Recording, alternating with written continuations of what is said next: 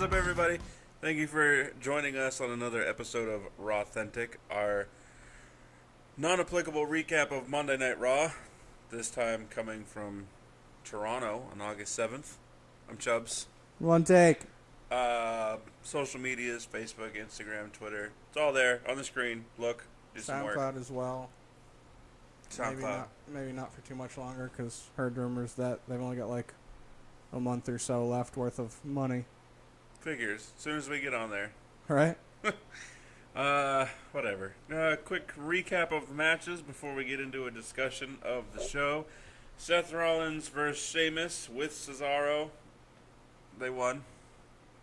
Yeah. Sheamus won.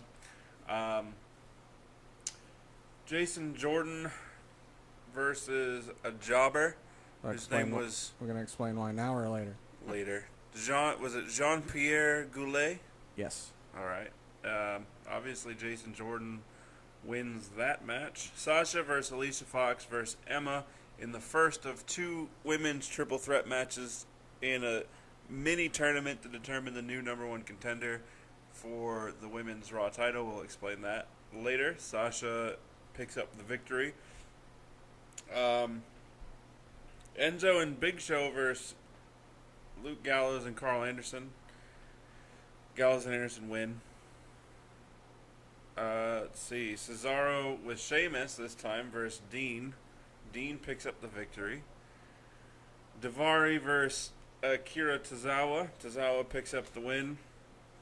In the second triple threat women's match, Mickie James versus Dana Brooke versus Nia Jax. Obs. Totally forgot that Mickie James was still working. I did too, because she hasn't been on TV in a while. Nia wins. And in the main event, the last man standing match. That was a main event. Braun wins, but Oddly. Weirdly. controversially. Yeah. So we'll talk about that as well. Yeah. I do find it funny that last week they had a piss poor main event because Raw was like, well, our third hour is the worst hour, so we'll leave it at that. I actually heard there was more to that. And then this week they put on an amazing main event, and this episode of Raw was the most watched episode since April. It was a good one too. I mean, yeah, I didn't hate it. yeah. I certainly don't have as many complaints as I had in the last few episodes. The complaints I have for aside from commentary. Yeah, the complaints I have for it are minor stuff that's just personal annoyances, Right. opposed to the actual product. Right. So we begin Raw. With the actual Miz TV. The actual start of Raw, Yeah. not recaps or promotions. Miz TV calling out Jason Jordan. I would like to point out that they were already in the ring, so nobody on TV actually got to see the entrance, which doesn't bug me, because they do that every now and again. Right, but to start off the show. Yeah, wouldn't you think you'd want to get the... I mean, the fans probably got it. I'm sure they got their music and stuff, and we just didn't see it because they were doing the main event promo. For the 100th time in the first 20 minutes. So they called out Jason Jordan. I don't really remember why they were calling out Jason Jordan.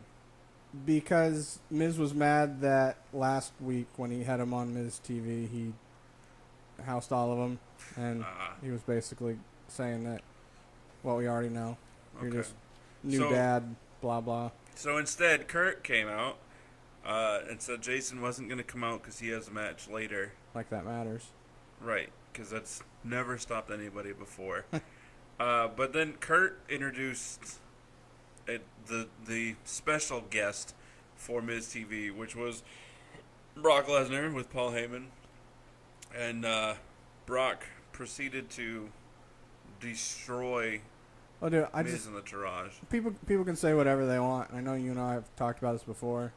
And I've been one of the few people that has been a fan of The Miz for the most part since the get-go. Right. Even though there were points, even like a year ago and more, where I was like, you gotta step it up with this gimmick. Right now it's just bland. Yeah. And he did. Right. And now not only does he seem like he does shoot promos. Everyone. Yeah, he's well spoken. He very rarely stumbles over what he's saying, and he comes off like his character should be coming off as a heel. And him and Paul going back and forth was funny. Yeah. Well, I say funny just as far as like quality. I was just like, nice. And even though I didn't agree with what Miz said because whatever, but I mean him being a heel, it met his character. Right. For what he was saying, so I definitely appreciated it. I wish they didn't telegraph stuff as much. Because obviously when Brock came out, you knew what was going to happen. Yeah. And especially with him standing the whole time. And then randomly they cut to where Paul has the belt on his shoulder holding it. And you're like, oh, I wonder what's happening now. Why isn't Brock holding the belt? Right. Since we didn't record last week because of stuff, I wanted to say I wish they would have done it differently last week. I wish they would have had it where only Paul came out and not Brock. Like you didn't know Brock was there. So Paul came out, did his whole whatever, because Brock didn't need to be there for it. And then have Brock just appear in whatever the match was that should have been the main event that wasn't. Was that the triple threat? Yeah. Yeah, I wanted him to appear for that. Not saying that they can't do that for the go-home show, which they should, but who knows if they will. Well, it'll be hard because I don't see them doing another triple threat. That was my point. On the go-home show. Like, I would have much rather they did it like I said for the triple threat where we didn't know Brock was there. Paul came out by himself, so you're like, oh, it's just Paul, no Brock tonight, and then have Brock either have his music hit or whatnot, and him come out for the triple threat and end it with nobody winning. Right. Not saying they can't do something similar, like I said in the Go Home show. We don't know yet, but the Go Home show will be interesting because seeing as how WWE has admitted that even the competitors aren't going to know who's going to win until it's time. Right. They might not even know before they go out to the match. Right. They may not show their hand on the Go Home show and have any one of them get over on. See, that's what I'm saying. The way I wanted them to do it, you literally nobody would get over. It would just end with nobody being over or all of them. You know what I mean? I can see it in my head, but I don't know how to like work it out. It's hard not to have at least one. Yeah, I know. That's what I'm saying. Like they could have things similar to the Kevin Owens, AJ, and Jericho match, where at the end they all had a fury where they just attacked each other and took each other out. They could do something similar to that with all four, where like all of them end up hitting a finisher, and have one of them where their finisher is just pure adrenaline, and then they're just out from what happened to them as well, and just have it end with all of them on the ground. I don't know, something. We'll see. Forgot what I was gonna say. So there's that. And the main event as well. When we get to it, I have I'd rather as well. Okay. Yeah. Back to the Miz TV segment. I would have loved for Brock to come out and just sit down in one of the chairs, and just sit the whole time. Yeah, and they're all standing because right. It's Brock, and they're like, ugh. And then go into him housing Miz in the Taraj. Did you see how quickly he turned 20 Shades of Red from exerting any energy? That's Brock Hulk mode. I get it because it's like the blood flowing through his body and stuff. Well, part of it's just his complexion. It doesn't go to his lower arms. No, it's all his face. It's all face and like upper chest. Yeah. And can I just say that I wish Brock Lesnar was full time. That'd be great if he was full time, but I feel like with him it's almost the same as like Big Show saying if he's on all the time it takes away from him being a giant. So with Brock being all the time, I feel like it may take away from. When I say not all the time, I don't mean like now where he's like if you see him 2 weeks in a row you're like holy crap. Right. I mean like he should be on at least twice a month, maybe once or twice a month opposed to once every few months. Yeah. I like watching Brock destroy people. Because he's. That's where I'm saying where if they do it less, then it holds its weight. Right. He's just so fast and quick and agile and big. a beast. But anyway, so because of that, Jason Jordan was supposed to fight Axel from the Taraj, but he was too hurt because of Brock. So Kurt found a jobber. That just happened to be strategically placed 10 feet away from where they were tending to Axel. For purposes of the storyline with Jason and Kurt, it would have made more sense to make Curtis participate in the match and get housed the same fashion that the jobber did. Or even quicker, because he was so hurt, it literally just took one move and a pin. Right. Part of me kind of thinks the only reason they didn't do that is I don't think they're intending for Jason Jordan to be a heel yet. Right. But he's getting that type of attention because people were so underwhelmed by the reveal because of the build-up. Yeah. So, like, he got booed. Jason Jordan got booed. The jobber was getting all the cheers. I mean, mainly because it was a jobber and it's Toronto. And he was Canadian. Right. Which is weird because he was from Quebec, and my experience with Torontoans is that they hate people from Quebec, so it's really weird to hear them cheering for him. But, yeah, I nothing of this storyline, the Kurt Angle, Jason Jordan, and now bleeding into the Intercontinental Championship with The Miz. Supposedly maybe scrapped. I'm fine with that because it's been so underwhelming and just not making sense to me. Well, part of them are saying they feel like it's too quick to do it for Jason Jordan. Part of me, I agree with that, but in the same, it kind of fits the storyline of where they're trying to go.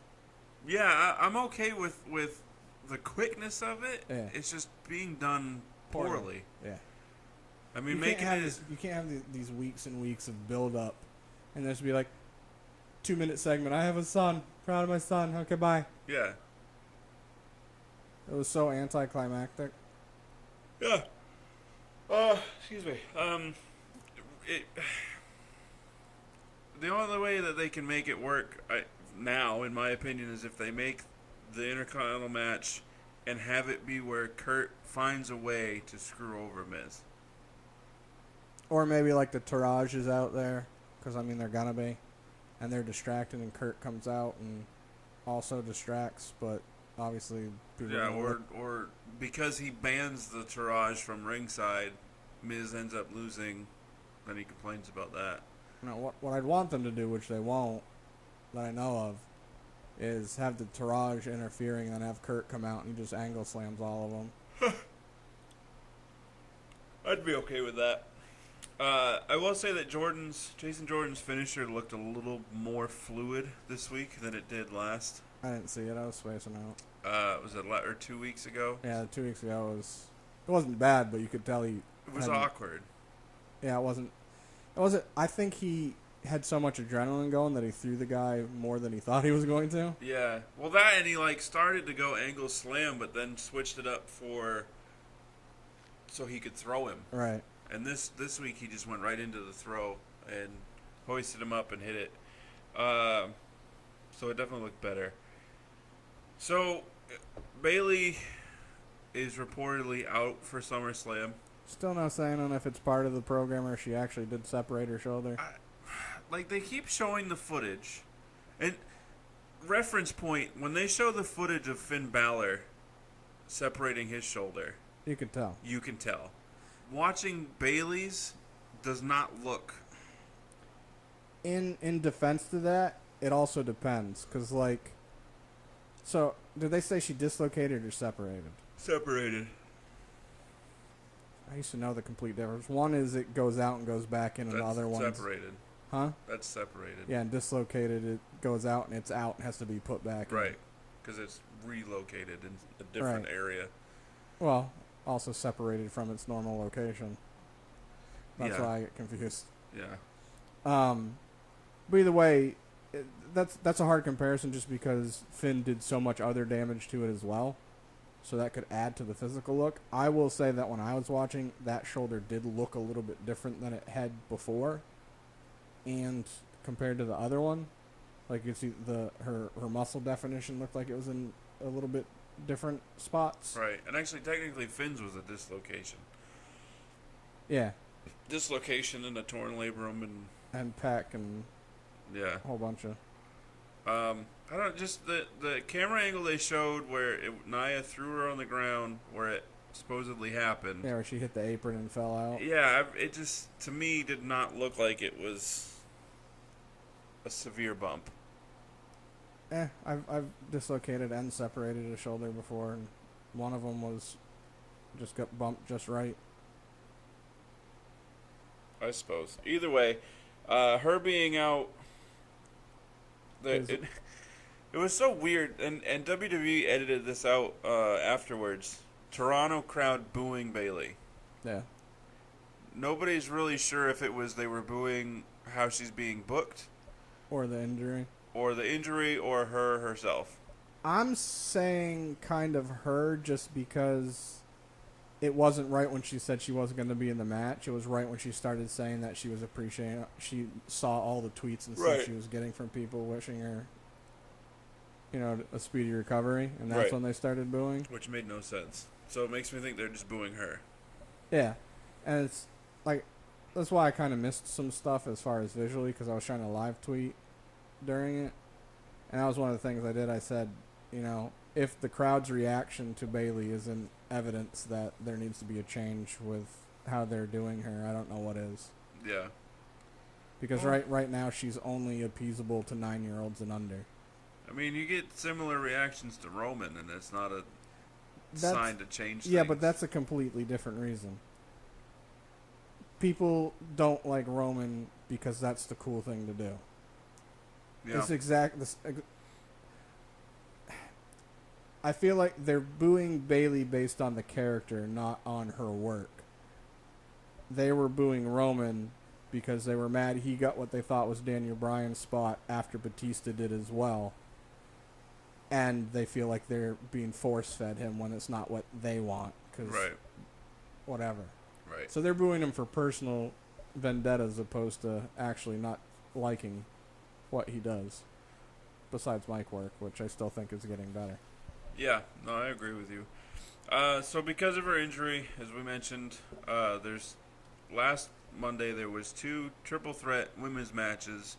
The winner of each match will face off in the go home show 1-on-1 for the number 1 contender spot for the Raw Women's Championship at SummerSlam. All right, and the first match started right after Bayley's. Yeah. Was it just me, or did it seem like Sasha interrupted her? Like her music hit while she was kind of talking? Just you. It wasn't. I don't know why I asked that.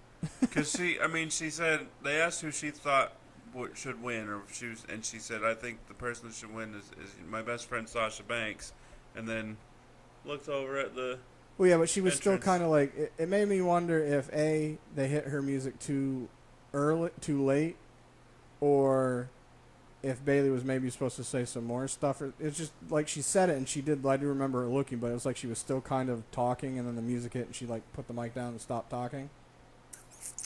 I think that would probably more of just Bayley not doing. Either way, it wasn't done right, is what I'm getting at. Okay, then I'm the only one that didn't think that, apparently. 'Cause, I mean, obviously not the only one. I saw other people. Like I went on Twitter after I saw it to see if people were complaining about it. Well, But yeah, but Bayley versus Alicia versus Emma. no. Huh? What did you? No, Sasha, not Bayley. Oh, that's because I was just saying Bayley. I saw Sasha in my head, the name. Yeah, Sasha versus Alicia versus Emma. It was a decent match.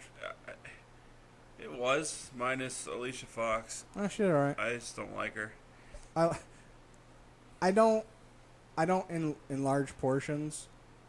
In matches, I don't mind her as much now. She has gotten a little bit better. I find it funny, her reactions. Like last time they had the, was it the 6-woman tag or the 8-woman tag? And Alexa was like, get over here. I'm trying.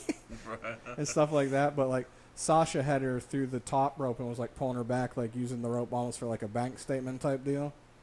And it obviously was a rope break, and the ref was counting, and Alicia just, ref, come on! It's like stuff like that I appreciate and laugh at, but in large doses, she's way too obnoxious. Yeah, no, I agree with that. The Braun interview, who apparently doesn't make eye contact with women. Do you see my tweet? No, but I see your note. The wall was interesting as F. He was just the whole time not staring at the camera, right? Not staring at the mic. I'm wondering if somebody had a cue card up for him. Well, that's what I thought at first, but his eyes weren't moving. It's not like he was reading, you know what I mean? True. Unless it was like really far away and he could just see it all. Yeah, I tweeted about it. It was weird. I added him and I was like, what was on the wall back there that was so interesting? Stare a hole through it much. I'm trying to decipher your notes. Yeah, well, I wrote them for me, not you. So. I know. It just means I have to take my own notes. What is it? The Enzo Cast Show KFC ad recap. Yeah. So they literally did a recap of Big Show vs. Cass last week. Yeah. Where Enzo ended up interfering. Right. That was sponsored by KFC. I didn't notice that. I gotta get those ads in. Well, here's my thing. Because they don't do enough commercials. That's the only reason I was annoyed by it. I'd much rather them do that if they're going to do recaps as much as they do, and cut a couple commercials out. If you're going to do all of it, you're just pissing me off. Yeah. Just be like, this recap is brought to you by... I actually almost recorded it with my phone for SmackDown last night. They did a Cricket, KFC, and something else promo. Spoken promo ad just before a match started. I was like, why can't they do more of that and then get rid of the picture-in-picture and just keep the match on the whole time? Yeah. And do that before a match starts. And then in between matches and segments where there is dead time is where you do your commercials, not in the middle of your show. You could even do this match is brought to you by such and such a company. It's ridiculous. So Enzo and Big Show cutting promos. The Good Brothers interrupt. Show did. Prompting a match. Nerds, we got a Chad Too Bad laugh too. It was a minor one, but it was good enough. Dude, I love the Good Brothers. It was probably just me, but I literally got the biggest kick out of Luke saying "absolutely," because he calls most of us he calls them hoots. Yeah. Because like we used to say hoot and holler, so he calls people hoots. So instead of absolutely, he said absolutely. Yeah. I got the biggest kick out of that for some reason. Okay. I like them. They're funny. Mm-hmm. I want them to be on TV more. Uh-huh. Would not be mad if they were the tag champs. Dude, you know what I wish WWE would do? Instead of giving us, instead of giving all these recaps that we don't need or dead space fillers and stuff like that, I'd much rather they do the things like that. The video I sent to UMB on Instagram of Mike Rome mimicking Luke Gallows and Carl when he had Carl's coat, and then those two and Nia Jax came in. Why can't they have those as back scene segments to have a little bit of humor, also get more TV time? Yeah. Opposed to that was literally just done by those guys felt like doing it because they thought it was funny. It had nothing to do with WWE doing it. Right. And that's probably getting more views than the stuff WWE's doing because it's dumb. Yeah. And so I don't know if you saw it or not, but like a WWE.com exclusive. Well, Titus Brand does a press conference. Like they were doing it like every week for a while, then they stopped, and then they did it again. I watched it. They need to have that on TV. Yeah, I imagine that would be better. I've heard that a bunch of them are funny. Not only do they mock themselves, they also mock other stuff, which makes it funny. But I'd much rather see that after a match than you recapping or reminding me about your main event that I've already known about all weekend. Or replaying what just happened before the commercial break. Yeah. Yeah, no, I'm with you on that 100%. It was because I don't know if you noticed or not, but because Tozawa had his shoulder injury. Yeah. And just miraculously it's healed. Right. So Mike Rome's usually the one that's doing all the questions. Even they have all the seats like it's a regular press conference, but only Mike's there. So he asked the question about Tozawa. He's like, how you had that pretty bad shoulder injury. How did you recover so quickly? So they give the microphone over to Tozawa, and he responds in all Japanese. And Mike Rome's just looking at him. He's just like, I don't. And Apollo Crews, he's like, oh, I can translate for him. He goes, he's just feeling great. That's what he was saying. He's feeling great. He's a beast. And then they give the mic. Titus grabs the mic. He goes, oh, I thought he was just saying I was like, that's kind of translatable in one language. Yeah. And then at the end of it, Dana Brooke actually came in and was trying to get on Titus Brand. I guess Titus had talked to her last week about possibly being on it, but she needed to like evolve herself.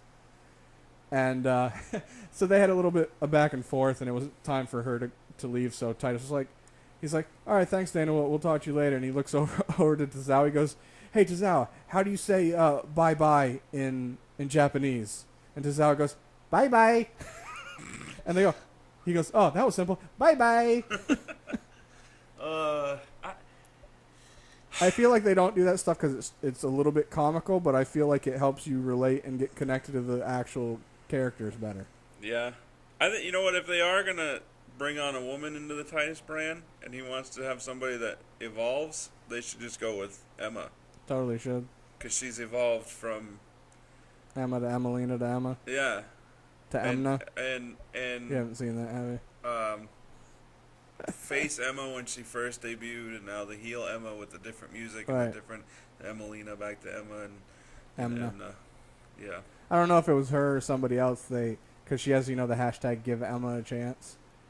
Instead, it was I don't know if it was her that did it. Like they had a picture and they put a hashtag over the picture, and it was supposed to be give Emma a chance, but it was EMNA, and she corrected it saying it was supposed to be EMMA. So I tweeted to her saying, no, what you do is you just tell WWE that you're Emna now, and then you win. Big surprise, been Emma the whole time. Ha ha ha. So back to tag match. Back to life. The Good Brothers interrupt. Enzo and Show end up making it a match where Gallows and Anderson win because Cass came out and distracted. Weakly. I mean, he just was like there. Yeah. And then ends up in the long run getting a knockout punch for his troubles. Which he does a good job of selling, and he got hit. He did, yeah. That was that was a good one. Finn's promo. I don't remember it, but I know I liked it. I liked, other than the fact that he said that he kicked Bray's teeth down his neck. You know why? He probably didn't want to Irish. say throat because of his accent. It would have been trout, and people would have made fun of him. Trout? I would have rather he said trout. He probably would have, but I'm guessing other Vince or creative was like, no, let's go with neck. Because you kicked him in the face and the neck, and blah, blah, blah. I mean, Vince, who liked Noam Dar to be with Alicia Fox because it sounded like something else. But yeah, either way. I mean, obviously, I have nothing to say that I'm right. I'm just a guess. I really wish that they had started this Bray Finn feud, or continued it when they originally started it. Yeah. Because it lost some momentum. Yeah, that, and I think they're going to rush it now. Yeah. And I fully expect to see the Demon at SummerSlam, and I don't want to. Agreed. Because it should be more of a build-up. Right. And I only say that is because they teased it technically with last week when Bray was cutting his promo. And Finn appeared. And Finn had they did the red heartbeat pulse and everything, the heartbeat, boom, yeah. Boom, boom. So I think they're... I like the teases like do the teases like that where it's like he's saying to Bray, hey, you're not the only one with some juju around here. Yeah. And then don't use it. Just right. to be like, I'm just letting you know. It's there. Don't forget. And I although the other thing that makes me think that they're not going to do the Demon yet is that Bray, after he appeared in the ring and then disappeared and was on the Titantron, said something about pulling Finn down from the heavens, and everybody else with him. So, you know what I mean? Like the demons coming from hell. Queso facto, regardless. Yeah. So either way, they teased it, then they teased against it. I have a hard time. So I watch a couple other podcasts that do wrestling stuff, and most of them have been underwhelmed so far by it, which I kind of get. I don't want to say that I have more of an appreciation for Bray than most. I agree with the people that get that. How do I want to word it? People that like Bray but are sick of it because it's like his promos are pointless because of what he's saying and the way they book him. Right. It has no validity to it. Right. Which I completely understand and agree with. Yes. In the same, that doesn't take away from the quality of what he's saying. Right, and like Finn said, Bray's a guy that doesn't care about winning or losing. Right. Well, so I say that to say this, even though I get why people are like, so far it's been kind of an underwhelming lead up. I've been greatly entertained by Bray's reactions to Finn. Yeah. Like when Finn appeared and he just started laughing. And then when Bray appeared this week and Finn was sitting on the top rope. Right. And he just like kind of looked at him and laughed again. Stuff like that, minor stuff like that I feel like other people overlook is just great. I feel like people look too deep into stuff that they shouldn't and don't look deep enough into the things that they should. Like, those are the little subtle things that have much more meaning to it than a lot of the stuff that he's actually saying. Right. You know what I mean? My only problem with... Well, I guess I have two problems with this current feud. And that one is that it's picking up steam too late, Yeah. in my opinion. Granted, SummerSlam's not going to be the end of it. So, I guess, big picture, it's not too late. Right, because it's a build. But the other is with how good the Bray-Randy feud was with such an underwhelming ending. Yeah, I'm puttered worried out. that that's going to happen again.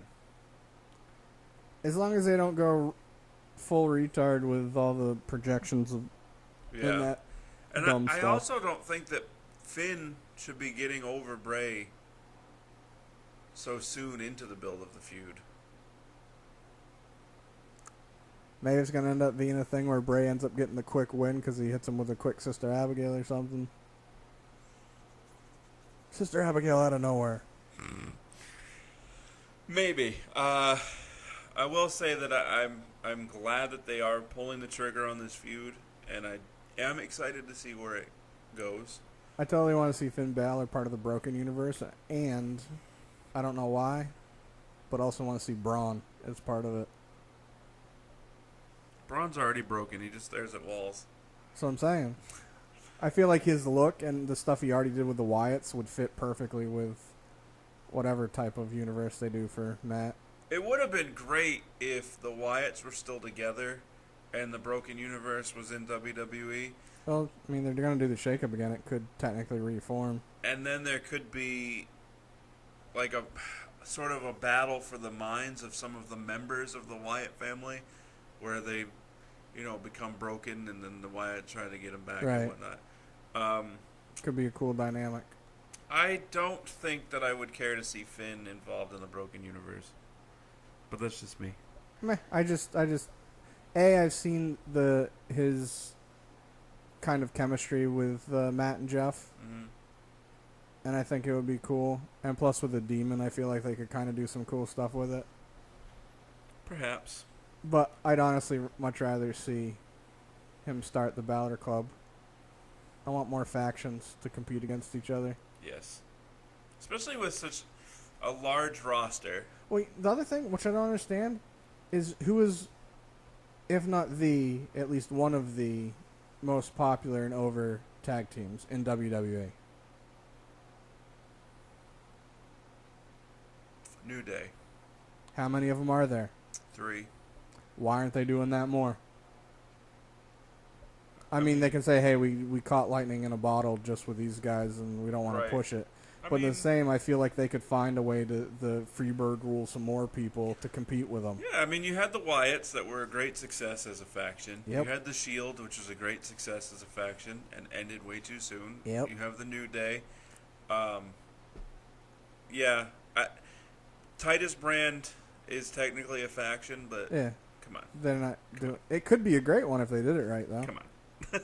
Right. I'd love to see like all these different like you can have multiple factions that go against each other and still be face and face. You know what I mean? And heel or whatnot. Yeah. Oh well. That's what I want. I like dream. factions. So I should note that during the Seth Rollins and Sheamus match, Dean did not come out to aid Seth. Yeah, because he got. It was funny because even Cesaro and Sheamus were looking up the ramp, like waiting for him to come running down. And they're like, "Oh, I guess we'll just keep kicking the crap out of him." Right. And Seth later in the show, in between their matches, asked what he had to do. He says, "I've done everything that I can do to apologize." It was 3 years ago. I've done everything. Right. Get over it. So as we move on to Cesaro versus Dean match, where Dean gets the victory. I heard it was a good match. Huh? I said I heard it was a good match. You heard it was a good match? It's not been a good week for me. Oh, it was a good match. Actually, it was one of the better matches of the night. I mean, I know the pieces that I remember retaining were better than the Seth and Sheamus one. Yeah. Yeah, no, Dean and Cesaro was good. So after the match... I thought it was funny that Dean kept trying to like get a high five or a fist bump to Sheamus. He's like, no high five? All right. I missed that. Yeah, he did it like 2 different times. Dean gets attacked, and then Seth comes to the rescue, where this time Dean asks for the Shield-like fist bump, and Seth just kind of laughs it off. Yeah, just shook his head like, screw you. They're going to do it at SummerSlam. I know, and I didn't like that Dean... It should have all been about Seth trying to get Dean to do it. Seth should have come out, or Seth, when he came out and helped Dean, then he should have prompted the fist bump. Like, okay, let's try it again. And then Dean be like, no, just because you helped me out, get out of here. Rather than flip-flop as to who's trying to get the Shield fist bump. I agree with you, but in the same, they did it this way to basically go, the thought process was, all right, Seth coming out, even though Dean didn't, just proved to him that he basically said to Dean, you didn't come and help me, but I'm still coming to help you because I'm a better person. Right. They didn't do a good job, or at least I don't remember. Like the announcers could have done some wordage in there to be like, well, this must have proved to Dean that Seth's a better man now. Yeah. Or proved to Dean that Seth's a better man now. It's just, for me to have Dean attempt it this time negates and Seth shun it away negates the effort before that Seth tried. It does, and I agree with you. But my thought process behind it is that they're doing that with the thought of Seth was putting all this energy in, and he's just at his wit's ends where he's like, oh, now that you want to screw you, I helped you because I am a better person, but now you got to prove to me that you're willing to help me. Yeah, I can see that. That's what I'm saying, where I look deeper into some of the gestures and stuff. I'm hoping that they wait until SummerSlam, because if they do it at the go-home show, I'm going to be greatly annoyed. No, they'll definitely do it at SummerSlam. I mean, I know that's the goal, but you also know WWE. Yeah, I still say, if Seth had prompted the fist bump on Raw and it didn't happen, something could happen next week where he doesn't even bother, and then at SummerSlam, Dean's the one that initiates it. They're both probably going to get laid out, I'm guessing, where they don't even have the opportunity for one of them to do it next week. Probably. That's just my guess. I think, at this point, that's fine. Had I been writing for it, I would have had Seth initiate for the fist bump this time also, and then next week I get. They get over, but then they just stand and look at each other, and you think that he's going to do it, like Seth does, kind of Yeah, like the clenched fist. like they both make a fist, and they just kind of both. Yeah. Yeah.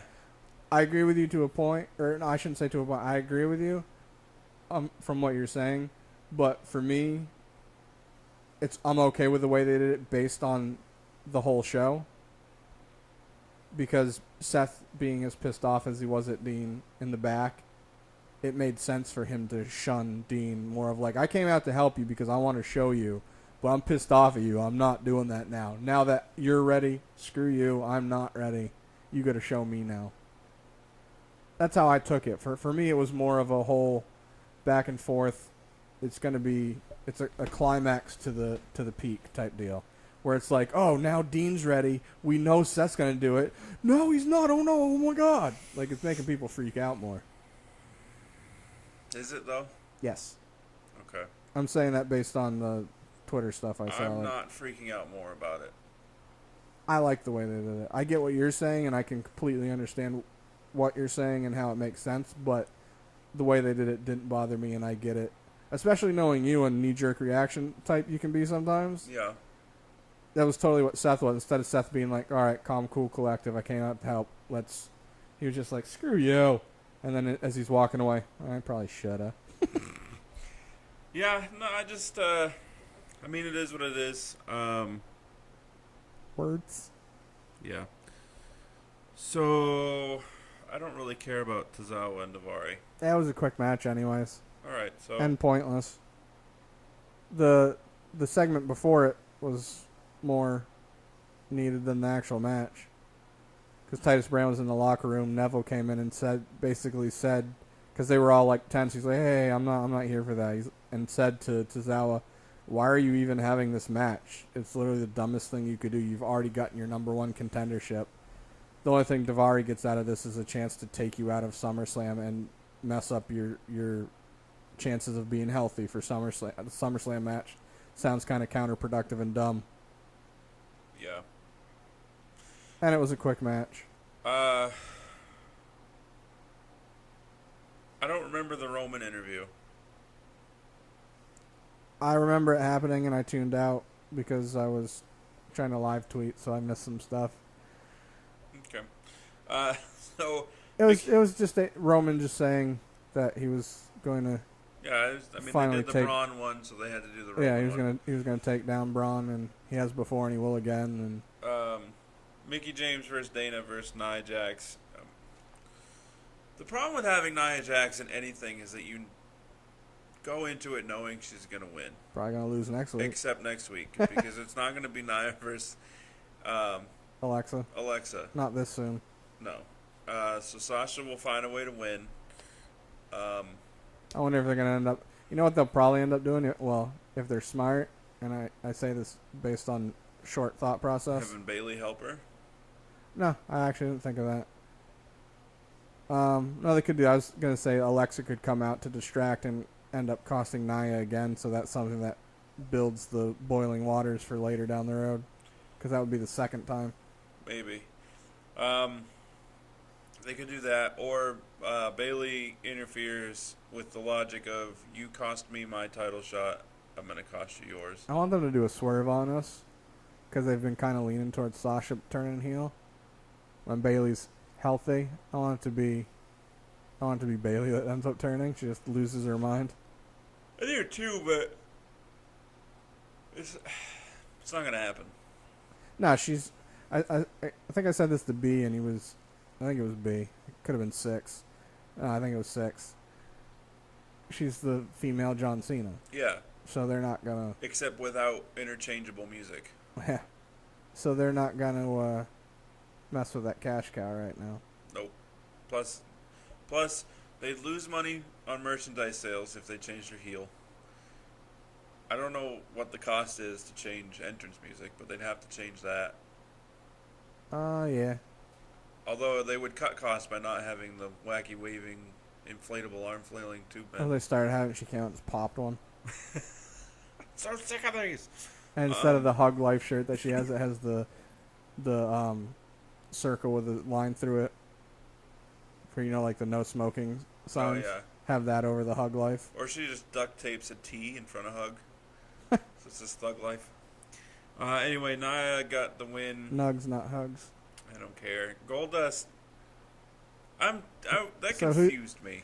I felt like the stuff with R-Truth was, both matches were anticlimactic. Yeah. So who's he going to be feuding with now? I don't. B messaged me and said something about Goldust introducing a new protege, and I didn't hear that in his promo. I don't remember. I thought he said something about a new, like a woman. Yeah, I'm trying to remember what I saw about it. I wasn't fully paying attention to it because I wasn't either. At first I thought it was just another thing with R-Truth, and then I remembered hearing then somebody else saying later that I saw that he was basically saying that he was looking for somebody else to be in his next production, which basically means he's gonna be feuding with somebody else. I don't know who though. Who? I don't know. Like, who could it be? It just Heath Slater. I mean, it makes no sense. You're not gonna bump him up to the top card. He's still gonna be a mid to low level card. It'd be nice to have him have an Intercontinental run before he's done. Not now because of the way it's set, but I mean that would be the only one to make sense. Whereas he feuds with the Miz, because the Miz is about movies and stuff. Hollywood and production. Goldust is about movies. It's kind of why I said it. That writes itself, but I bet they could have some great back and forth. Probably. But they're both heels technically, so not that that matters. It really doesn't, but it does if you're WWE. If it's good, who cares? It'll end up turning one face is what the problem is with them. I think it'll put Miz more over as the like Stone Cold type heel or the Rock type heel, or when Kevin Owens first where came people are gonna still boo him and whatnot, but still appreciate. Yeah. So I don't know. I guess we'll see. So how dumb is this? Pretty. Cass versus Big Show at SummerSlam with Enzo in a shark cage. Yeah, because they didn't just do that a few months back. This is the third one this year. I wasn't. Forget about NXT. Yeah. I'm pretty sure that was this year also. If not, it's been the third one within the last 365 days. Yeah. Why? Yeah, no, it's like they didn't do it that often, and now they're like, well, the first one was kind of, people liked it, let's beat the hell out of it. I didn't like it. I've always thought they're dumb. Even when they have the person that's up there that has, like, Ellering had the brass knuckles. Yeah. And then I don't remember what Jericho had. Are they going to give Show brass knuckles? Do they make brass knuckles big enough? It's going to be a Sasha legit. Like, what if he dropped them to Show and Show's like, what do you want me to do with these? Yeah, they're tiny. Yeah, and then he just catches the big boot and loses. I don't know. I'm tired of Cass and Show. Granted, their last match was better. It's already what I said. When you had Big Show versus Braun, you had two big guys that could do big guy stuff to each other. Yeah. And I'm not saying Cass isn't a big strong man, but he's not suplexing the Big Show. Yeah. He's not German suplexing the Big Show. Yeah. He's not superplexing the Big Show. That's better. I mean, you could technically suplex him because I feel like Show could help him enough, but it wouldn't be a good one. Yeah, it would be a dangerous one. Yeah, I mean, it would be like the what's the glorious DDT. Yeah. Like that's as far as he's gonna jump on his own. I mean, he may be able to body slam him because that's a two-person job, but yeah, it's gonna be more of a brawl than it is a wrestling. Which I'm okay with for the most part, because that's basically what the Braun one was. It's just the Braun one. I am okay, but Show is not losing a brawl to Cass. This isn't real, you know that, right? It's still real to me, damn it. So anyway, that's dumb. Moving on to the main event of Raw. Wow, I jumped ahead in my brain. Last man standing match. Good match. I liked it, but I have not liked one of their matches in any of their feuds. So Braun's like one of the very few big men that can hold a match with a smaller individual. it probably helped. He can, and he has with others, but I think with Roman it helps because Roman is super athletic. Yeah. And super strong as well. Like when he deadlifted Braun onto his shoulders and did the Samoan drop through the table. Yeah, and I thought Cole was going to crap his pants. Roman Reigns! Mamma mia! He went to Morello.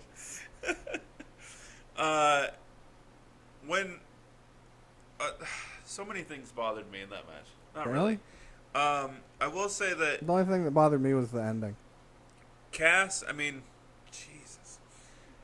Braun throwing the computer chair, Yeah, he it's an threw it office chair. perfectly. No, that was like dead on. Like it didn't spin. It was perfect. It was perfect. Like, I was so worried when he threw it that, like, it was going to turn and the wheels were going to hit Roman, Right. or the armrest was going to hit Roman, or it was, like, the top of it was going to hit him right in the throat. That was perfect. That was great. Braun smashed Roman's head off the side of the announce table, in which Michael Cole said it was the front. I don't think he knows directions. In his defense, even though I agree with you, but in his defense, they were trying to get away from it, so he was saying based on where he could see they were, as they were trying to get away from the table. Yeah, so it was in front of him, but it Yeah. was still the side of the table. Because then he later hits him on the actual front of the table. There was some other things. It wasn't even... Oh, Michael Cole, first of all, let me back up. His wordage, advertising SummerSlam, which Booker T called the smiggest event of the summer. Let that one sink in. The smiggest event of the summer. Michael Cole stated, for the first time ever, the Universal Championship will be defended. That was the sentence. Yeah, he didn't say And then at he said SummerSlam. and then he said who was. And then he said at SummerSlam against so and so. Right. It's been defended. Like, Every yes, person that said it. like yes, this is technically the first time ever it's being defended at SummerSlam, but that's not the point, because every match, every pay-per-view that it's been defended at this season has been the first time, because it was SummerSlam last year. I kind of wish they would have done more of the anniversary of the belt talk. Yeah, Because it's going to be a year old now. right. But it just... And I get that for the first time ever, it's a fatal four-way match for the title at SummerSlam. Yeah, it's wordage. Come on, you're a professional, Michael. There's sometimes... See, this is where WWE annoys. There's sometimes where they give you too much information where it's like, I'm not that stupid. Yeah. And there's other times where it's like, I know what you meant, but don't just assume people know you're... It's like they work with baseball stat guys. He's batting 274 in August when it's raining in New England and the wind's blowing south. Blowing northeast at a 3 degree. Right. But either way. So, the main problem with the match was Braun's down at the end for... After a sweet spear. Yeah. The ref gets to 8. It was a slow 8. That was pretty slow 8. He gets to 8. Joe comes out of the crowd, still technically in the crowd, and puts, Yeah, right by the edge of the puts ramp. Roman in the coquina clutch. The ref stops counting. Yeah, because he was yelling at Joe. He's like, what are you doing? Right. In a no disqualification match. Well, so he was just yelling at him. He was just like, you're not supposed to.